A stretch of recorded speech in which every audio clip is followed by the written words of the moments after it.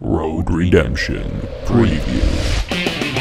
Road Rash was a really cool game that I used to play all the time on the 3DO back in the 90s.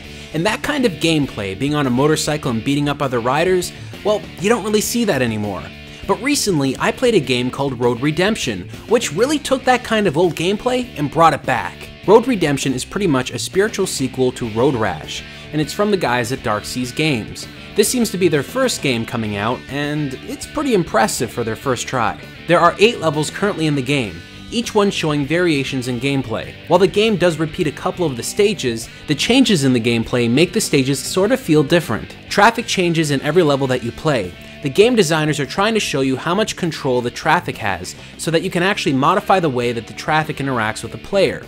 Sometimes the vehicles will drive straight for you, other times vehicles will literally just rain from the sky, showing off some really impressive physics work and some pretty interesting visuals to say the least. There are several different weapons in the game, from swords, bats, and iron pipes, and there's explosives in the game that you can set on vehicles and opposing enemies. Throughout the game, you also have the ability to defend yourself when people are attacking you and to kick drivers off into the sides of the streets. And if you do it well enough and time it, you can actually kick drivers off of a cliff and pretty much let them fall to their death.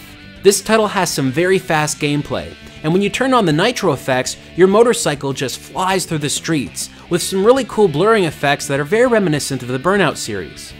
So far, the things I think that need to improve in the alpha that I played is that I'd like to see more detail in the levels. While each level I played was well designed, I feel like there are a lot of good opportunities to throw some extra elements at the player, making the levels a little bit more interactive and a little bit more engaging. I also want to have more control over the motorcycle. Since this is an early stage in the development of this game, I don't expect for them to have the controls completely down, but I think that the physics of the motorcycle should be tweaked a little bit more.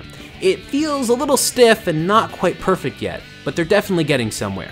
Aside from those 2 issues, I think that this game has a lot of promise, and it's really living up to the classic that was Road Rash.